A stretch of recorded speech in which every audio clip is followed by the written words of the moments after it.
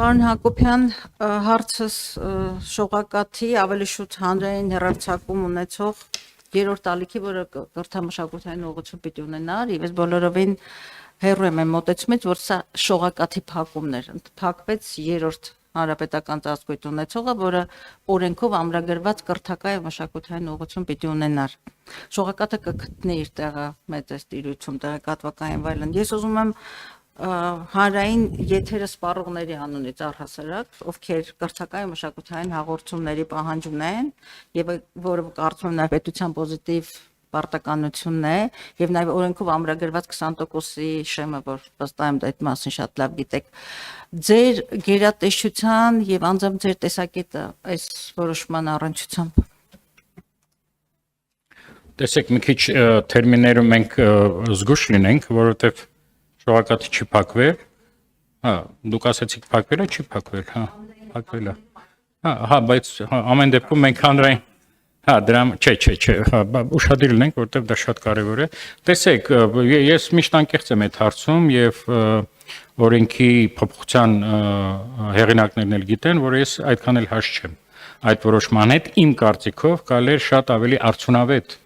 եղանակ գտնել, այդ խնդիրը լուծելու համար, որպեսզի շողակաթը ծառայեր հասարակությանը, որտեղ ի վերջո դա հասարակական հեռարձակողների ալիքներից մեկն է։ Բայց այն թնջուկը, այն հնացած, մեջ գցած հիվանդությունը, որ ուղեկցում է շողակաթի աշխատանքները, որովհետև այն ինչ շողակաթը ուներ, ինքը որևէ ձև իրավաբանորեն ամրագրված չէր։ Ինչ որ բանավոր կազմակերպությունների, հոգևոր եւ աշխարհիկ իշխանությունների 20 տարի ինքը գործում էր գրեթե անօրեն պայմաններում, սա է, եւ երբ որ դուք եւ վերջին բաներին տարիներին 1-2 տարվա ընթացքում եւ մեր մշտադիտարկումները դա հստակ ցույց են տալիս, այդ տեսեք դուք ընտրեցիք կրթական մշակութային ալիք ձևակերպում, որը բխում է օրենքից, որը մենք ընդունել ենք 20 թվականին։ Սակայն եւ մենք մի անգամ նամակ ուղարկել ենք հանրային հեռարձակողին մոտ 2 տարի առաջ, որ այդ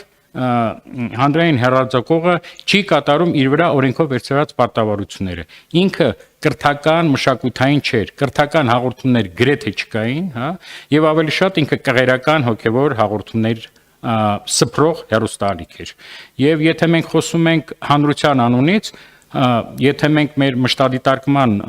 արդյունքներով ենք դատում, ապա հանրությունը այդ հեռուստածրագիրը գրեթե չէր նայում, ցավոք։ Էլ եմ ասում, լուծումը արդեն օրենքը ընդունված է, ես իրավունք չունեմ մեկնաբանեմ, միգուցե երկար քննարկումներից հետո ավելի լավ լուծում կարելի էր գտնել, բայց այն առաքելությունը, որ պետք է կատարեր շողակաթ ընկերությունը, դա չէր կատարվում։ Դա միանշանակ միայն իմ կարծիքից է ամբողջ հանձնաժողովի, որը ոչ թե էմոցիաների վրա է հիմնված, այլ մեր մշտադիտարկումների։ Եվ կներեք կրթական ալիքը չի կարող հեռարձակել ու շատ հաճախ մի քահանայի ճառեր, որոնք ավելի շատ միջնադարյան, խավարամիտ մարդու, բովանդակությունը, ոչ թե կրթական ալիքին հարիր կոնտենտ։ Սա էլ է շատ կարևոր նշել։ Բայց ես կարծում եմ, որ ամեն դեպքում հանրային հեռարձակողը այսպես թե այնպես առանց կղերական ազդեցության, առանց դրսի միջամտության պետք է ունենա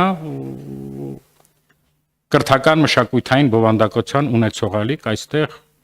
իմ կարծիքը միշտ եղել է եւ նույնն է մնում։ Եվ ոչ միայն իմ, այլ նաեւ հանձնաժողովի բոլոր անդամների։